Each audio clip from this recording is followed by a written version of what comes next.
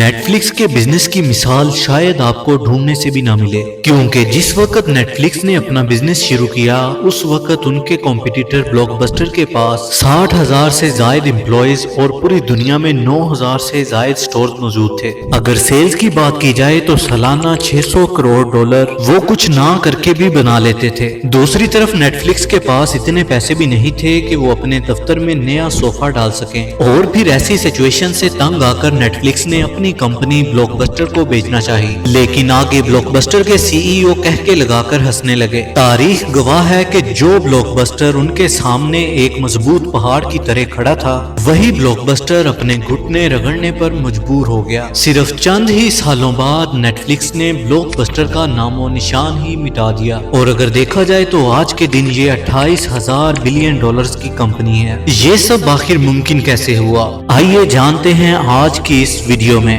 दोस्तों, ये बात है साल 1997 की, जब इंटरनेट बिजनेस का रुझान बढ़ रहा था। उस वक्त जेफ बेजोस अमेज़न पर ऑनलाइन बुक सेल करते थे, जिससे उनको अच्छी खासी तरक्की मिल रही थी। मार्क रैंडोल्फ भी ऑनलाइन बिजनेस स्टार्ट करना चाहते थे, लेकिन मसला ये था कि वो ऑनलाइन बिजनेस स्टार्ट कौन सा करें। कई महीनों तक मार्क जहाँ भी जाते वो एक नोटबुक अपने साथ रखते। जैसे ही उनके जहन में कोई नया आइडिया आता वो अपनी नोटबुक में लिखते, अपने वो आइडियाज अपने दोस्त रीड हेस्टिंग के साथ शेयर करते। इंटरनेट पर पेट फूड से लेकर बेसबॉल बैट बेचने तक मार्क के पास अनगिनत आइडियाज मौजूद थे, लेकिन उनके दोस्त रीड हेस्टिंग को उनका एक भी आइडिया पसंद नहीं आया, क्योंकि रीड हेस्टिंग चाहते थे कि वो इंटरनेट पर एक ऐसा बिजनेस शुरू करें जिसके लिए उनको कस्टमर एक बार ढूंढना पड़े और फिर वही कस्टमर बार बार उन्हें कमा कर दे। आखिर कई महीनों तक ये आइडियाज शेयर करने का सिलसिला चलता रहा, लेकिन फिर फाइनली उनको एक आइडिया समझ में आ ही गया, और जो कि था वीडियो टेप्स,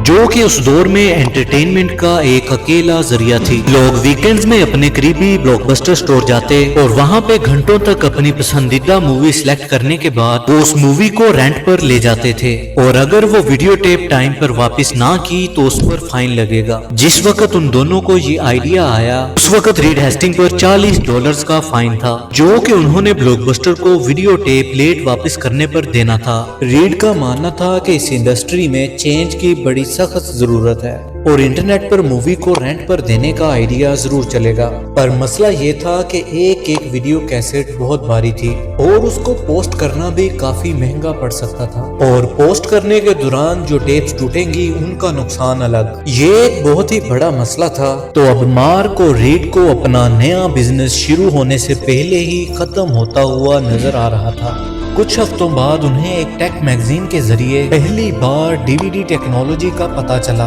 और ये वीडियो कैसेट से काफी हल्की और काफी सस्ती थी। इससे पोस्ट करना भी काफी सस्ता पड़ सकता था। रीड हेस्टिंग को ख्याल आया कि वीडियो कैसेट्स की बजाय मूवीज को अगर डीवीडी में डालकर रेंट पर दिया जाए तो ये ज्यादा फायदेमंद रहेगा, और फिर यहीं से नेटफ्लिक्स के आइडिया की शुरुआत हुई। इनका बिजनेस मॉडल काफी सिंपल था कि वो अपनी वेबसाइट पर बहुत बड़ी डीवीडीज की कलेक्शन शेयर करेंगे, और जब भी कोई ऑर्डर आएगा तो सिर्फ 2 दिनों में डीवीडी कस्टमर के दरवाजे पर पहुंच जाएगी। उसी इन्वेलप के अंदर एक प्रीपेड रिटर्न इन्वेलप भी रखा जाएगा, जिससे कस्टमर को डीवीडी वापस पोस्ट करने में आसानी पैदा होगी। आइडिया तो उनका सिंपल था, लेकिन इस बिजनेस को शुरू करने के लिए उनके पास रकम मौजूद नहीं थी। मार्क और रीड के पास दोनों के पास ही नहीं थी। जैसा तैसा करके उन्होंने एक छोटा सा लो बजट ऑफिस सेट किया, जिसमें सस्ती फोल्डिंग चेयर्स और सेकंड हैंड फर्नीचर लेकर डाला। एम्प्लॉइज को कम सैलरी पर रखा गया, और वो भी इस वादे के साथ कि अगर बिजनेस चल गया तो उनको इसमें से शेयर मिलेगा। नेटफ्लिक्स की इस छोटी सी टीम ने पहले चंद महीनों में एक वेबसाइट बनाई, और इसी के साथ उन्होंने डीवीडीज खरीदना शुरू की। आखिरकार महीनों की मेहनत के बाद वो नेटफ्लिक्स को लॉन्च करने के लिए बिल्कुल तैयार थे। लॉन्च से पहले इन्होंने न्यूज आउटलेट के साथ इंटरव्यूज लाइनअप किए, जिससे लॉन्च होते ही उन्हें बहुत सारी मीडिया कवरेज भी मिल जाए। 29 अगस्त 1997 सुबह के ठीक 9 बजे उन्होंने वेबसाइट को पब्लिश कर दिया, और साथ ही उन्होंने एक घंटी भी इंस्टॉल की जो कि हर ऑर्डर पर बजेगी। पहला ऑर्डर मार्क ने खुद प्लेस किया और पहली बार घंटी बजने लगी। 1 मिनट के बाद घंटी दोबारा से बजी, نیٹ فلکس کی ٹیم نے مختلف انٹرنیٹ فورمز پر جان بن کر کامنٹس پاس کیے، جس میں انہوں نے نیٹ فلکس کی DVD بائی میل سروس کو انٹروڈیوس کروایا، جس کی وجہ سے اور بھی زیادہ مووی فینز نے نیٹ فلکس کا رخ کیا۔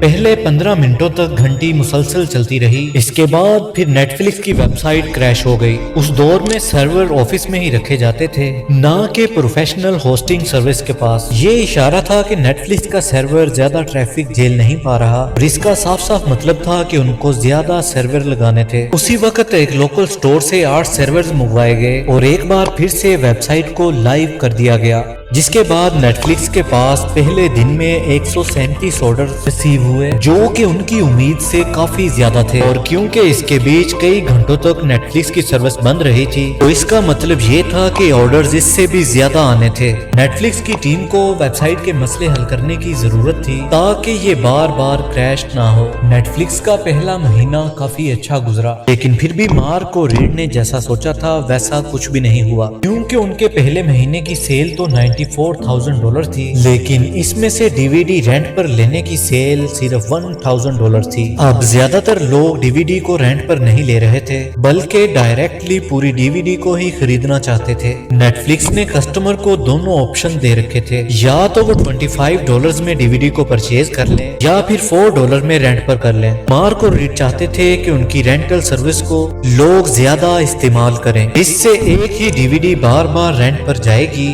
جب تک وہ DVD ڈیمیج نہیں ہوتی تو ان کا پروفٹ بنتا رہے گا۔ انہیں اچھی طرح سے آئیڈیا تھا کہ شروعات میں وہ DVD اس لیے سیل کر پا رہے ہیں کیونکہ مارکیٹ میں کوئی دوسرا کمپیٹیٹر ان کے خلاف نہیں ہے۔ کچھ ہفتوں کے بعد ان کو جیف بیزوس کی Amazon سے کال آئی۔ جیف بیزوس، جو کہ پہلے ہی انٹرنیٹ کی دنیا میں آن لائن بک سروس میں قدم جمائے بیٹھے تھے، وہ اب DVD مارکیٹ کو بھی کیپچر کرنا چاہتے تھے۔ جیف بیزوس جو کہ اب نیٹ فلکس کو خریدنا چاہتے تھے، نیٹ فلکس سے ان کو DVD کا چلتا چلایا بزنس مل جائے گا۔ دوسری طرف مارک اور ریڈ بھی اصل میں DVDs کو رینٹ پر دینا چاہتے تھے، نہ کہ DVDs کو بیچنا، لہذا انہوں نے DVD کا سیلنگ پوائنٹ Amazon کے ساتھ شیئر کر دیا، اور بدلے میں اگر Amazon پر کسی کو DVD رینٹ پر چاہیے ہوں گی تو Amazon ان کو نیٹ فلکس پر بھیج دے گا۔ ایک طرح سے اس میں دور کا فائدہ تھا جبکہ قریب کا نقصان، کیونکہ نیٹ فلکس کا وہ پورشن جو انہیں کما کر دے رہا تھا وہ انہوں نے Amazon کو دے دیا، لیکن اگر وہ Amazon کو نہ دیتے تو Amazon اپنا خود کا نیا بزنس کھڑا کر دیتا، جو کہ آگے چل کر پھر نیٹ فلکس کے ڈائریکٹ کمپٹیشن میں آ جاتا۔ اس کے بعد پھر مارک اور ریڈ نے اپنا سارا فوکس DVDs کو رینٹ کرنے میں لگا دیا۔ شروع میں انہوں نے تو پروموشنل کمپینز سٹارٹ کی جو کہ بری طرح سے فیل ہو گئیں۔ پھر اس کے بعد نیٹ فلکس نے مشہور DVDs بنانے والی کمپنیز جیسا کہ توشیبا اور سونی سے کانٹیکٹ کیا اور ان سے ایک ڈیل کریک کی۔ ڈیل یہ تھی کہ جو بھی کسٹمر ان کے DVD پلیئر خریدے گا اسے DVD کے ساتھ نیٹ فلکس کا ایک کوپن دیا جائے گا جس سے وہ 10 DVDs رینٹ پر لے سکیں گے، لیکن یہ پروموشن فیل اس وجہ سے ہوئی کیونکہ DVD کوپن DVD پلیئر کے ڈبے کے اندر نہیں بلکہ باہر کی طرف ہی چپکا دیے گئے، یعنی کہ بے شک کوئی DVD پلیئر نہ ہی خریدے ان کو نیٹ فلکس کا DVD کوپن باہر سے ہی دکھ سکتا تھا۔ اس کے چلتے شروعات میں نیٹ فلکس کو بہت سی DVDs فری میں دینی پڑی، اور ان نئے کسٹمرز میں سے صرف اور صرف 5% کسٹمر ہی ریگولر کسٹمر بنے، یعنی کہ یہ کافی گھاٹے کا سودا رہا جس سے نیٹ فلکس کو کافی نقصان پہنچا۔ اور Amazon کے ساتھ جو ڈیل ہوئی تھی اس میں وہ DVD بیچنے کے لیے کسٹمر کو Amazon پر تو بھیج رہے تھے، اور DVD کو رینٹ کرنے کے لیے بہت ہی کم کسٹمر Amazon سے نیٹ فلکس پر آ رہے تھے۔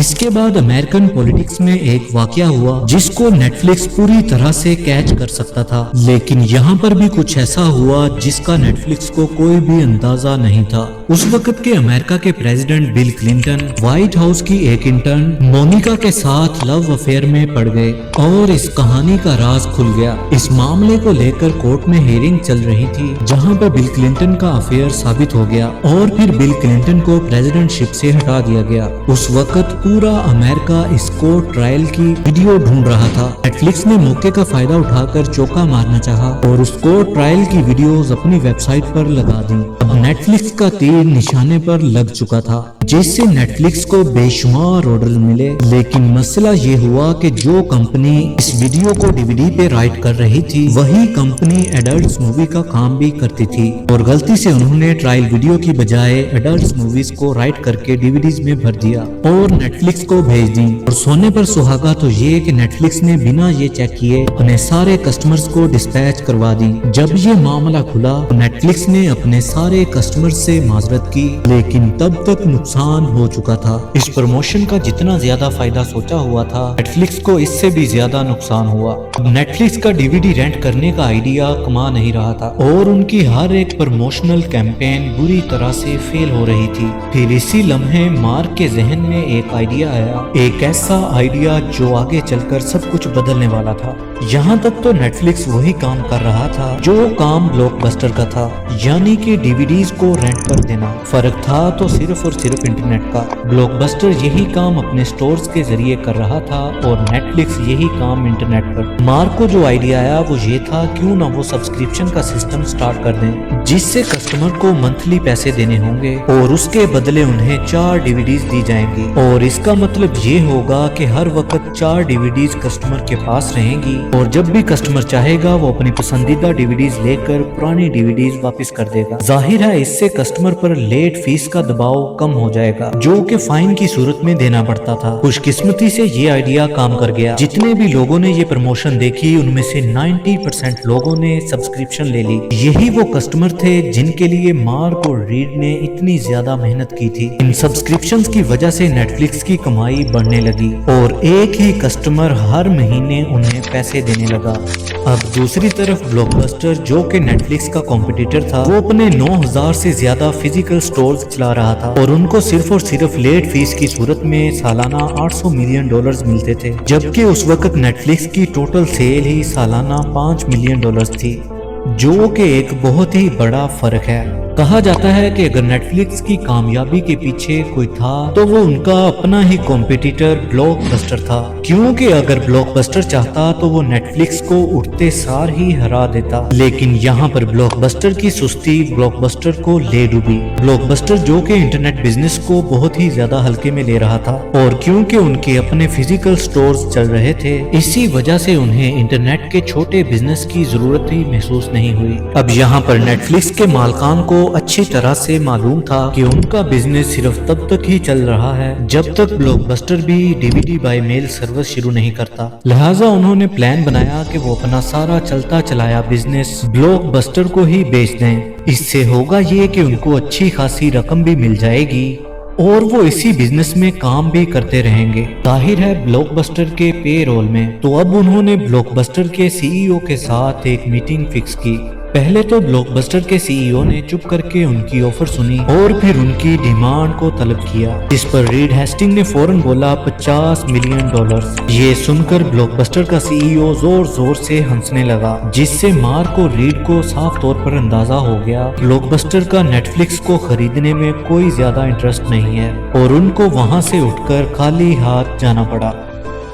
वक्त गुजरता गया और नेटफ्लिक्स की सब्सक्रिप्शंस बढ़ती गईं, लेकिन ब्लॉकबस्टर अपनी ही जिद पे अड़ा रहा कि इंटरनेट बिजनेस जैसी कोई भी चीज ज्यादा नहीं चल सकती। लेकिन फिर पहली बार 2004 में ब्लॉकबस्टर को अंदाजा हुआ कि आहिस्ता आहिस्ता इनके कस्टमर ब्लॉकबस्टर से टूटकर नेटफ्लिक्स पर साइन अप कर रहे हैं, जहां पे उनको घर बैठे बैठे अपनी पसंदीदा डीवीडीज मिल जाती हैं। इस पॉइंट पे ब्लॉकबस्टर ने अपनी डीवीडी बाय मेल सर्विस शुरू की, लेकिन अब बहुत ही ज्यादा देर हो चुकी थी। अब चूंकि नेटफ्लिक्स को अपने कस्टमर्स का बिहेवियर समझने में 7 साल गुजर चुके थे, उन्होंने अपनी वेबसाइट पर ऐसे एल्गोरिदम्स इंस्टॉल किए जिससे कस्टमर को सिर्फ वही मूवीज शो होती जिनमें उनके कस्टमर का इंटरेस्ट था। जाहिर है ब्लॉकबस्टर इतना सब कुछ इतने कम टाइम में चाहकर भी नहीं कर सकता था। 2007 में जब ब्लॉकबस्टर अपनी डीवीडी बाय मेल सर्विस को प्रमोट कर रहा था, वहीं दूसरी तरफ Netflix video on demand service launch करने की जुस्तजू में था।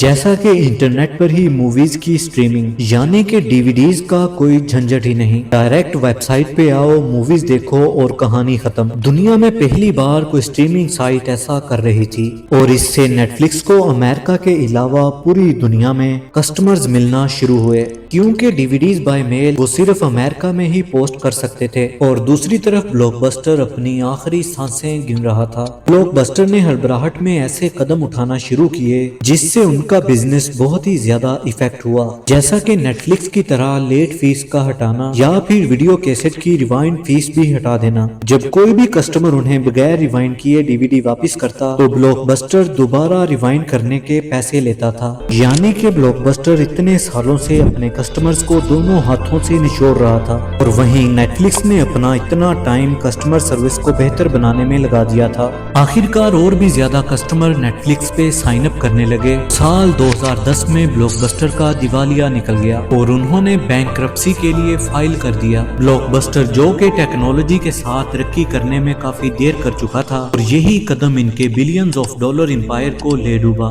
असल में ब्लॉकबस्टर ने जो भी किया वो ह्यूमन साइकोलॉजी का एक हिस्सा है। जब कोई हमारा बिजनेस अच्छे से चल रहा होता है तो हम यही चाहते हैं कि हमारा बिजनेस इसी तरह से चलता रहे, लेकिन उसको बदलने से कतराते हैं। इस दौरान कोई और आता है और मार्केट के गैप का फायदा उठाकर आगे निकल जाता है। ऐसा बहुत से बिजनेसेस में देखने को मिला, जैसा कि नोकिया मोबाइल फोन और कोडैक फोटोग्राफी। उन्होंने भी टेक्नोलॉजी के साथ खुद में बदलाव नहीं लाया, जिससे बाकी दूसरी कंपनीज ने उनको पीछे छोड़ दिया। आज नेटफ्लिक्स के 13,000 एम्प्लॉइज पूरी दुनिया में फैले हुए हैं और इस कंपनी की मालियत 28,000 करोड़ डॉलर से भी ज्यादा की है और ये सालाना करीब 1900 करोड़ डॉलर्स की सेल करते हैं। यानी कि जिस कीमत पर नेटफ्लिक्स ब्लॉकबस्टर को ऑफर हुई थी उससे 380 टाइम्स ज्यादा सेल नेटफ्लिक्स ने सिर्फ पिछले साल की है। इसके साथ ही आपको दिखाते चलें ओरिगन में मौजूद ब्लॉकबस्टर का ये वो स्टोर जो असल में उन 9,000 स्टोर्स में से एक हुआ करता था। कंपनी ऑपरेटेड स्टोर तो सारे बंद हो गए, लेकिन